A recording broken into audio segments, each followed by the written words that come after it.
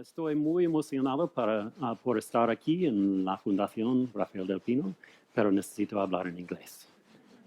Primero, entonces, el video, José. By joining us here today, you are now part of the Singularity University global community. Singularity University is a B Corp, an impact organization located at the NASA Research Park in the midst of Silicon Valley. Our mission is to educate, inspire, and empower leaders and their communities across the globe to address today's grandest challenges using exponentially advancing technologies. We at Singularity University understand that we cannot do this alone. And we understand that real impact is going to happen with you and your communities at a local level. While the ideas here today represent those of Singularity University, our faculty, our founders, this entire event is the work of your Singularity University local chapter. So thank you to all of them for making today happen. We hope that you'll be inspired by today's program. Now enjoy the show. Gracias. So again, I'm very excited to be here tonight, and I'm very appreciative of the Fundación Rafael del Pino for hosting us and for hosting the GIC. It's really amazing to be here in Madrid and to see what a wonderful group of people that are here and the innovation that is happening coming out of Madrid.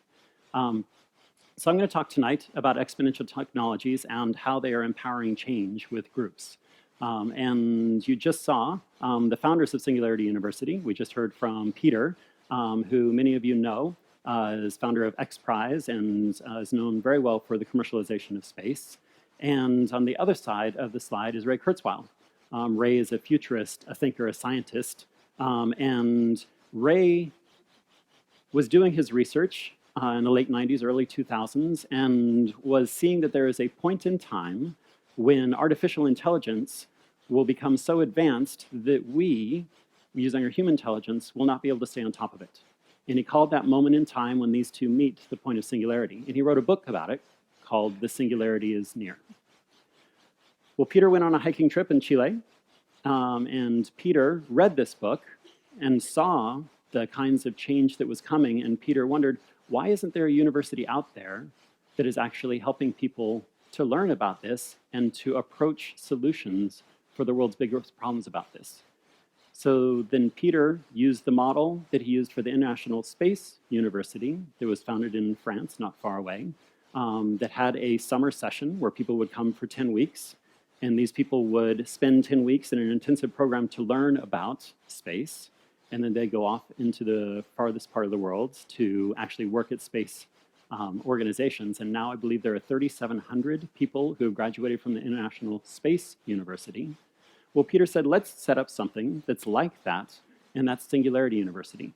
So in 2008, they founded Singularity University with the mission that we need to educate, inspire, and empower leaders to apply exponential technologies to address humanity's global and grand challenges.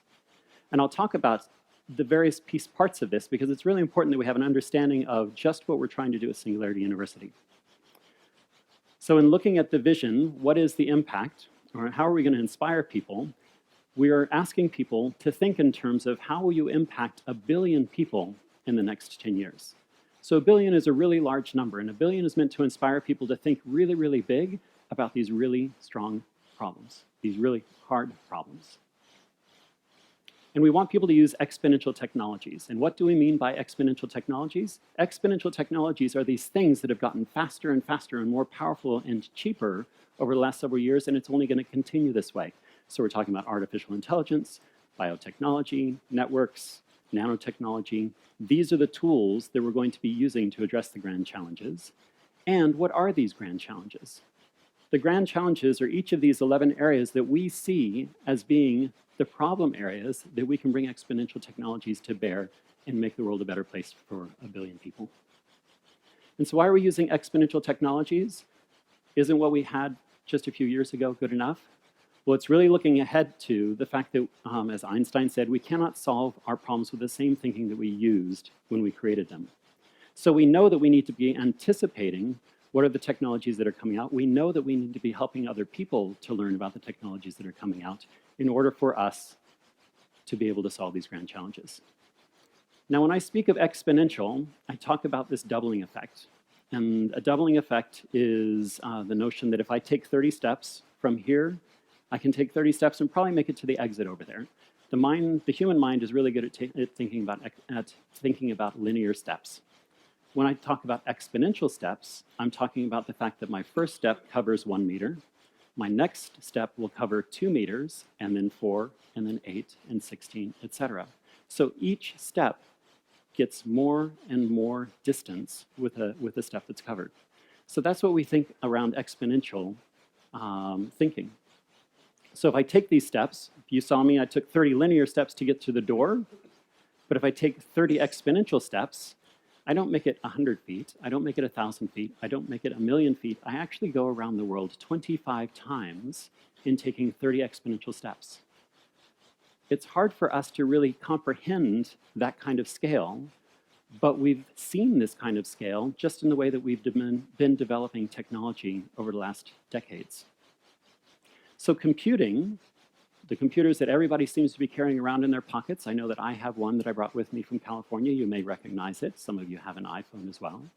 These computers have been getting faster and faster, following what's called Moore's Law, where the price performance of computing has gotten doubly as fast and as cheap every 18 months for a very long time. So we've seen it go from the electromechanical, by way of punch cards that are on the side, through relays and vacuum tubes and transistors into the integrated circuit. And things have gotten smaller and smaller and faster and cheaper, allowing us to do exponentially more difficult things. So an example with integrated circuits, these little teeny tiny, really powerful things. So we look in 1958, the first time that we had the first integrated circuit, there were a whopping 2 transistors on that circuit. When we flash forward to 1971, we brought out the Intel 4004, which had 2,300 transistors. And just in 2012, which is at least 2 cycles old, we have over 7 billion transistors on the same chip. And you can see there at the bottom of the math, we've gotten a 100 billion-fold improvement in computing power since just 1958. If we look at something else that we're all familiar with, again, folks I see some of you taking pictures with your phone right now. We look back to the very first digital camera that was made, and it had what I would consider throwaway quality right now of 0.01 megapixels. It weighed 4 pounds, and it cost $10,000. Now, looking at the iPhones that are around you and what people are able to use, we can have mobile digital cameras that have extremely high resolution, and they're extremely light. We can now put them on birds, we can put them on dogs, we can put them all over the place, and it's only $10. So again, we have seen a billion-fold, if not more, improvement in just a short period of time. This kind of exponential technological development is really what leads to the vaporization of the desk as we know it. So when I started working, this is pretty much what my desk looked like. I think it was a little bit before the fax machine was available. But if you look around, many of you can recognize some of the things that are on here. We got fax machine, we got a globe, we have our Rolodex, we have a bulletin board, we have a filing cabinet down below. Well, what happens if we actually turn these in and we use exponential technology to shrink them down and put them on something different than what we see right here? So now we see that it begins to disappear. Things become an app, and that app goes onto your computer, and then the next step is going to be that we're going to see the computer disappear. But what are the 3 things that remain at the end of this? The 3 things that remain are the desktop, the phone, and the sunglasses. Now, I'm really waiting for somebody who can digitize sunglasses so that I don't have to break them every time I travel. But this is where we see all this innovation over just the last few years. This kind of thing has made all these things convenient, and it's made it so that we can all carry around our offices with us at any given time, and it makes it really interesting for us to actually start to work together, because it's no longer a matter of, do we go one place to meet and make sure we have the tools with us, and did you forget it? No, I need to go home and get it again. We have our entire office with us no matter where we are. So I'm going to let this play one more time so you can see it all disappear. And then I'm going to bring up a new slide, and poof, there it goes. So now I'm going to talk about how do these tools help us to engage community. And I want you to take a look at this desktop here. It's not as clean as the last one was at the end of the cycle. Why is this? Well, we see that the sunglasses are still there because nobody's invented the digital sunglasses yet. But we also see that people have paper and pens. People have paper and pens because they have excellent battery life. We don't yet need to worry about paper or pen running out of battery life and not being able to access it. So we're still using the tools that have gotten us here, but by way of having the computer, calculator kind of, but the phone, we're moving into the future where people can engage communities using all kinds of new exponential tools. So at Singularity University, we have brought people through to start thinking exponentially, and we have so far educated over 10,000 people to think about exponential technologies, to think about how do we solve these global grand challenges. And these folks have gone out to the various parts of the world. They come from 95 different countries, and I'm looking forward, I hope by the end of this year we'll be at the big fat 100 mark.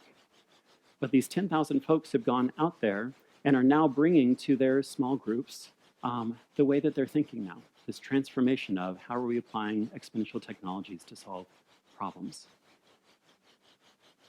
When I think of how groups are organized, I rely on what Clay Shirky of the New York University had come up with back in the day. So he said, if any of you have read his book called Here Comes Everybody, Organizing Without Organizations, he puts forth this theory that groups come together based on three things. And those three things are the group has a promise, the group has a tool, and the group has a bargain. And this applies to several different things, and I'll share with you how this actually plays out. So the notion of a promise is what is it that we can do as a group that I can't do by myself? What is it that I, working with other people, am able to achieve that I can't do on my own? It used to be, even just 10 years ago, the size of group that I needed to join to get something done actually needed to be pretty big. But thanks to technology and the social tools that we have now, that group is getting smaller and smaller, but the size of opportunity is staying the same. The size of potential is staying the same. The notion of a promise for a group is people understanding at an intrinsic level, what is it that we can do together? And the extrinsic level is our ability to show others to lure them in to join our group. At Singularity University, we like to think in terms of a 10x opportunity rather than a 10% improvement. And the promise of groups that use exponential tools is really to achieve that 10x impact on the world, and that's what we will need for our global grand challenges. Now, what about the tools that we use? So I love Archimedes' quote that give me a place to stand and a lever long enough and I will move the world. Well, it turns out that exponential tools are allowing us to have an exponentially long lever, which means that fewer people are needed in order to move the world. The notion of a tool is what do we use as a group to communicate or to try and make something happen? And the notion of a promise and a tool with a group is different from a marketing problem. A marketing problem is basically saying, what do you as a group want to buy together? That's what marketers are starting to get really good at, is how do I get you to buy something? But what organizers are trying to do is what can we do together? Not buy together, but do together. And the tools are the things that we use to do together. It was, for a while, it was moving away from a paper newsletter to email, and now to text and WhatsApp and things that disappear with Snapchat and others. These are communicating tools that bring us together. We had wikis that came on, and now we're having 3D printing, and we're having other tools that will allow us to actually participate in a group to achieve things that we otherwise couldn't. And then what is the promise? What are the rules of the road of the group? If I join this group, what can I expect the group to do, and what does the group expect of me? A really easy example that many of us probably have already graduated through was the first time we came online, and we typed in all capital letters. And people said, oh, you're yelling. We don't do that when we communicate online. We use regular typing. Capital letters, small letters, it's just like writing a letter. My parents were really big problems in this, of typing in all caps, but they learned. Another example of what is the bargain that a group has is that we agree that we treat each other civilly. If we're in a mailing list, the mailing list allows us to be able to communicate with everybody at once. And we behave when we communicate with everybody at once. We don't start yelling at each other. We don't start talking off topic. But that is a bargain that we have as a group, is that we are acting civilly to each other. So we have the promise, we have the tool, and we have the bargain. And what this brings up is a really interesting notion around how do we engage problems based on what is the duration of the problem? Is it a short-term problem? Is it a long-term problem? And what's the size of the group that we have? So again, rewinding about a decade or so ago, as mobile communication got faster and faster and more people had cell phones and the ability to text, well, then we were able to occupy this square down here. People were just like, oh, we have the ability to organize at a moment's notice. And how do we do this? We did it in flash mobs. It was fun first, because we would say, hey, everybody, we're going to go here. We're going to do this thing. The promise was that we were going to entertain. The tool was we're going to use our phones to coordinate when and where. And the bargain was you show up and you do it no matter how silly you look. Oh, and somebody needs to video it. And that was the idea of the flash mob. It came and it went. And it was really easy to do because it was a small group of people dealing with something in a short period of time. Entertainment was first, but then people started to use it to organize for advocacy reasons, to organize protests, to organize things that were of the moment. And we realized that, okay, this is something that occupies that small group of people in the short term. Can we do something that's more of a long-term problem? So what came about then was Wikipedia. Wikipedia occupies that other side of this foursquare because you have a large group of people dealing with a long-term problem. And what enabled this, so the promise was, how can we, all working together, bring all the world's knowledge in a way that anybody can get to it? The tool was the wiki. The tool was everybody has a chance to be able to add something, everybody has a chance to edit something, and the bargain was we do it in a neutral point of view. So that was one of the important things about Wikipedia, is that the people who participated in it and made revisions and made edits and added new content, that they were able to talk about really sticky problems because they adopted a neutral point of view. So the bargain was, we're not going to say pro this or anti this, we're going to present it in a neutral way. So these were actually the easiest things to deal with. And now we have to go to the harder parts. And the harder parts are the empty squares right now. The harder parts is, how do you get a really large group of people to work on a short duration problem? And a lot of that has to do with the fact that we have to atomize some problems in order to get a large group of people to participate. The notion that we can get a lot of sophistication out of people to operate on a problem-solving level, that requires years of investment to be able to get people to that point where they can actually deal with things in a sophisticated way. What if we can make the problem really, really small and make it easy for people to do so that it doesn't require a whole lot of effort, but it requires a whole lot of people to get it done? So this is where we started to see things like Amazon's Mechanical Turk come in. And Amazon's Mechanical Turk basically allowed somebody who had a problem, like, let's say I have a whole collection of 1 million photographs that need to be recognized. And I need somebody just to go through and tag each photo so that then I can go and sell it to someone else to say, I have 1 million photos in this collection and 1,500 of them are trees. Well, at the time that this came out, we didn't yet have the optical recognition or the processing available for us to have computers do this for us.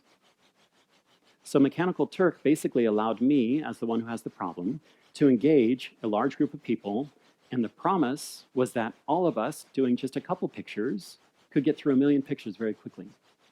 And all of us just paying attention to a couple pictures meant that I could quickly add 3 or 4 tags to it and move on to the next one. I could do it in the morning, I could do it at night, I could do it when I couldn't sleep because I'd flown across the ocean. It was at my convenience. The tool that we used was this tool that Amazon built, which basically atomized this big problem into small little pieces. And then the bargain was, it was actually a payment mechanism. I could pay people $1 per photo. So it was up to the person to decide if they wanted to participate in this project with me. And if they did, they could do 1 picture, they could do 10 pictures, they could do 100 pictures. But Amazon Turk was able to disassemble it into the atomized parts and then reassemble it for me to have my 1,000,000 pictures done. We'll flash forward to where we are today. And if you go to captionphoto.io, then you can see that you add all the pictures in, and an AI robot or an AI program will actually do all that for you in a fraction of the time, and it'll do it for free. So now what we've seen is that when we get large groups of people attacking a short-term problem, that is ripe for artificial intelligence, or even robots, to be able to tackle what's in that part of the square. And the more that they deal with that, then that leaves us to be able to find what is the next challenge, what is the next thing that we can atomize, bring it down to its component parts and solve, because we're really good at that as humans still. Pre-singularity, we're really good at that. So now let's look at what is the long term with a small group of people.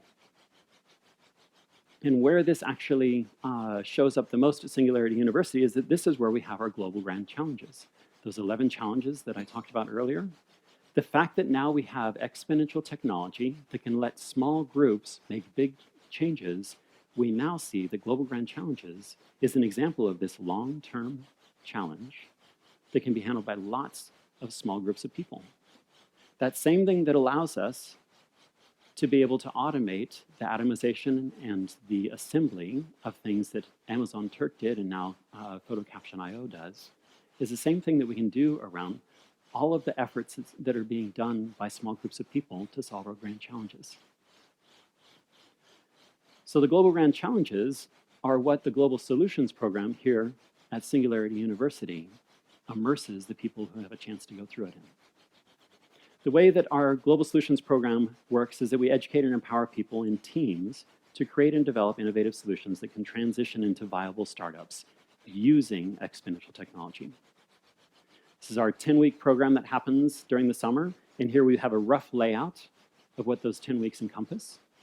And what's really important to note about the Global Solutions program is that up front, we get people to understand the key ideas, exponential technology, to think about the global grand challenges, to think about linear thinking, to think about, okay, what's the idea that brought you here? And now let's tuck that away so we can introduce you to all kinds of things that are around the Silicon Valley.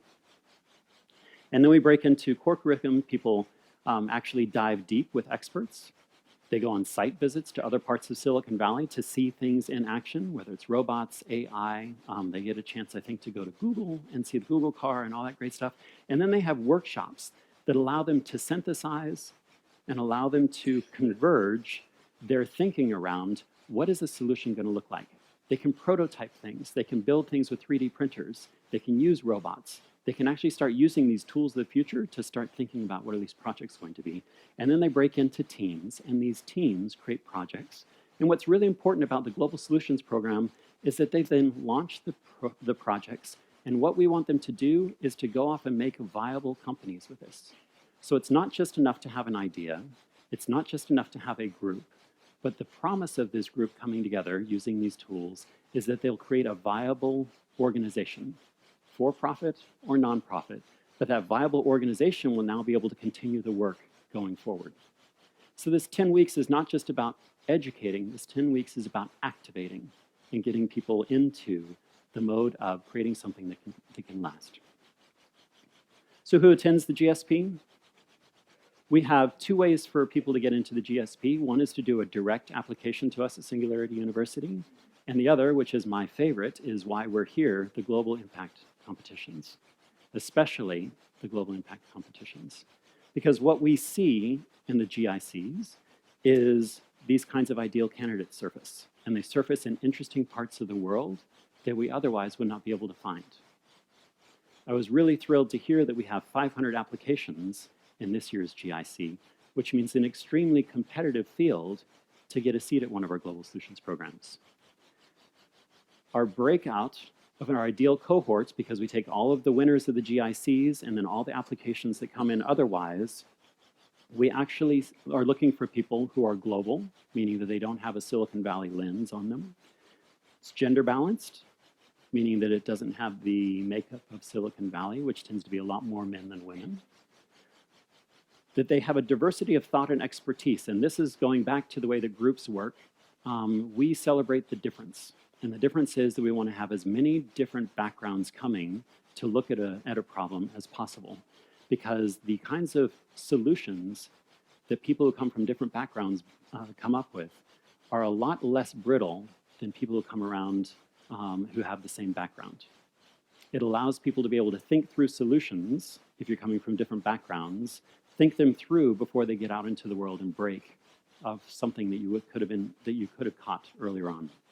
And then finally, believe it or not, we're looking for technical and non-technical people. So sure, we want the people who can code. Yes, we want the people who are familiar with technology. But again, celebrating the difference, we need people who are not just that way, but can tell stories, can help to synthesize, can help to bring teams together so that it becomes a viable thing. So in 2015, our cohort actually had over half of them were women, and there were 45 different countries that were represented in there. So we're really trying to bring as many people from the corners of the world to Silicon Valley so that they can come back out and innovate in their home countries. So now it's about the global impact competitions, why we're here tonight. The global impact competitions are a way for us to be able to build community out in various parts of the world. The global impact competitions allow us to be able to inspire people and share the message of Singularity University and share this notion of how would you, given a really big vision, how would you solve something that's close to home? How would you solve the problem that affects 1 million people around you? Not 1 billion people, but 1 million people. That tends to be a step higher thinking than people otherwise have when they enter into these competitions. And what I've discovered, or what we've discovered, and confirmed with our director of the Global Solutions Program, is that the candidates that come through these global impact competitions are actually the best candidates we have at the Global Solutions Program. And that confirms to me this notion of distributed leadership and decentralization of Singularity University. How do we not just have everything have to come to Moffett Field in order to be successful? How can we actually tap into what are the various parts of the world where things are already happening, and we can provide a little bit of that turbo juice to make it even more impactful? So you see that some of the GICs that are being hosted here and elsewhere in the world, but the one thing that is missing is what's happened here. I'm so absolutely thrilled to see the support of the Fundación Rafael del Pino. You've been absolutely amazing in being able to provide the sustenance that we need and the scholarships to be able to send people to Singularity University. And looking back at this distinguished list of winners, to me it's amazing to see what they have done in just a few short years since they won the GIC and came to the GSP. And what I'm even more excited about tonight is to understand who's going to win. Who are going to be the next 2 people that come to Singularity University and go through the Global Solutions Program? I actually don't know who those 2 people are, but I know that there are people among us who actually do. And so with that, I'll bring my talk to an end and open for some questions and answers before we get to what we're all here for, which is finding out who goes. Thank you.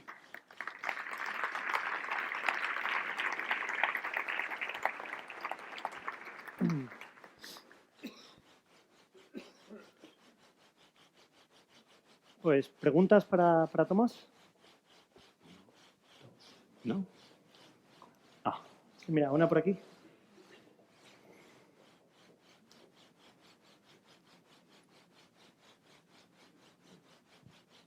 Good afternoon, Thomas. Thank you very much for your talk. I'm Ana Maria Llopis. I'm chairman of a listed company in Spain and also have Ideas for All, which is a startup on sharing ideas and crowdsourcing and so forth. My question is, what happens after these young people or group of people go to Singularity University, establish for 10 weeks, activate a company, activate a project? Mm-hmm. What happens afterwards when they go back to their homes, their companies? Do you see any changes after that? What's the aftermath? So changes that Singularity University... Yeah, I mean, how Singularity University impacts on them, mm-hmm. and when they go back to their projects, their homes, their countries, what do they do? Do you see a change? Do you see an exponential organization moving from their own projects, or what do you see after that? Do you follow that? Yes. So that's an easy thing for me to answer, is to say that yes, we do follow them, sometimes better than others.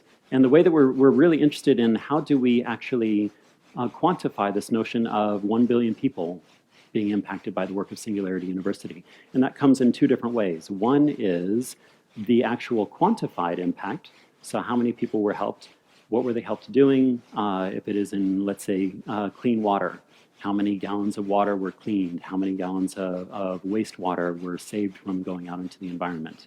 So those are the quantified metrics that we can actually come up with great dashboards and measure, and that's the easy part. The harder part is the qualitative. It's the stories that we tell. And I know that we are getting better at Singularity University of telling those stories, but I think that I again point out to the decentralization. The folks who are here in the local chapters know exactly what has happened since people went off and came back. You have some really amazing GSP graduates, Singularity University alumni who are here, and I see you throughout the audience, who have had a fantastic effect. And just as with any entrepreneurial endeavor, sometimes it's really a great impact, and sometimes maybe you need to try again. But it's not so much what is the direct impact and can we trace that line, it's the transformational thinking. People, when they go through Singularity University and they think about exponential technologies and they think about how do we approach the world's problems, I find that we're inherently optimistic because we believe that technology can help us. We don't have this dystopian future where the robots are going to come and rule us over. We think about how can technology actually make the world a better place. And as we get more and more people who are operating this way and coming back to the various parts of the world to have that positive impact, I think that we'll see more and more of it, to then have the stories we can tell over and over again and help people through this change management of there's changes happening so fast, it's kind of scary, to this change is happening really fast, but I think I know how we can harness it. ¿Otra pregunta por aquí?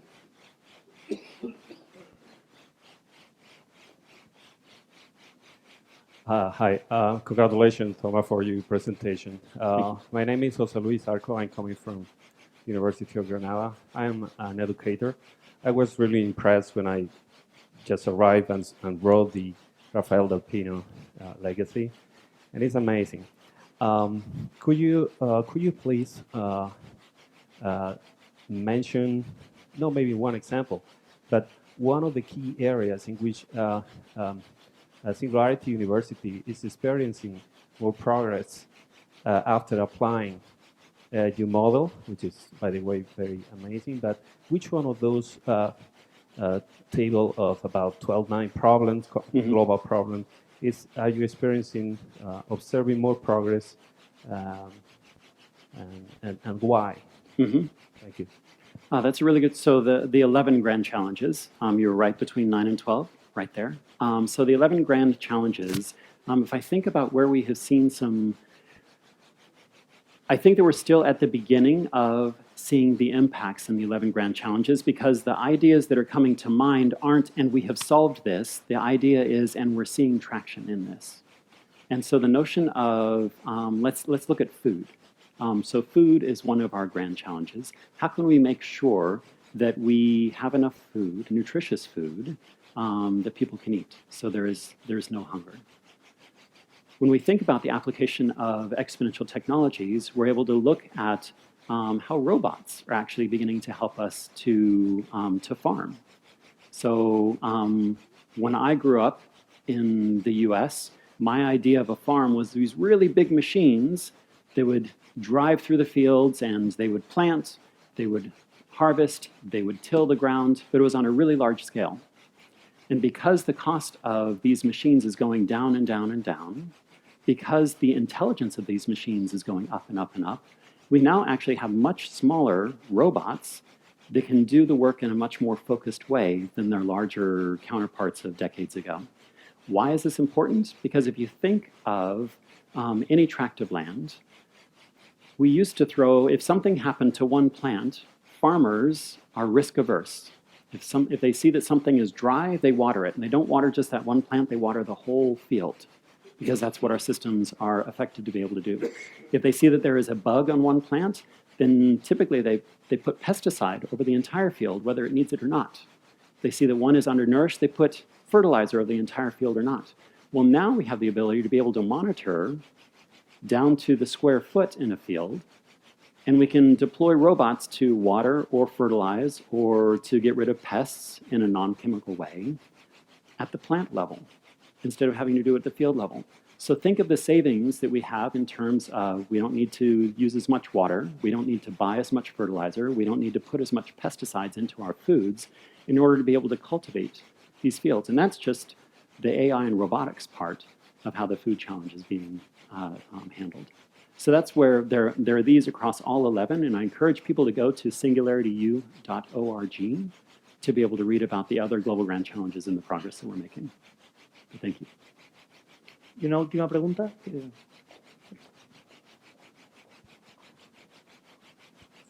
Gracias, Gerardo Seliger. How do you, with exponential technology, will be able to reduce, hopefully, exponentially unemployment? One of Spain's biggest problems is youth unemployment. Mm-hmm. And there is a danger that with exponential technology, maybe jobs will be lost. Mm-hmm. Is there a way you can build the bridge? So I think I can conceptually build a bridge, but I don't know if I can practically build a bridge here for Spain. So conceptually, if you, everybody imagine with me, we have those 4 squares of short and long duration and small group and large group. So conceptually, we can think about how exponential technology can actually start to make jobs because we can atomize the things that need to be done in ways that we couldn't before. We used to need one person who was highly trained to be able to do a particular job. And that one person who was highly trained needed to be scheduled for a certain amount of time, whether they were actually needed to do it or not. And now we have things like Uber. We have things that we call the gig economy, which is the part-time. We call it the gig economy. I don't know how that translates. Okay, sharing economy is another way. Thank you very much. The sharing economy that allows people to opt in and opt out as it's available. So again, going back to what we were talking about with farming, where things happened at a big scale because that's how we manage things, now we're able to manage it down to the task level. And people don't have to dedicate 40 hours of their week on a job that may or may not be busy, but they can actually decide how they're going to participate in the economy. It's not in the traditional way that we've done it, but because we can atomize the things that need to get done, people can pick off what they can actually do. And as employers, we don't have to think about, am I going to hire somebody into this full-time job that may only be seasonal? And how do I deal with if I don't need them anymore? The sharing economy is allowing us to be able to deploy our resources and employ our resources in different ways. Some may say better ways, but again, wait 18 months and it'll probably look a lot different. Pues nada, muchísimas gracias. Un aplauso a Thomas.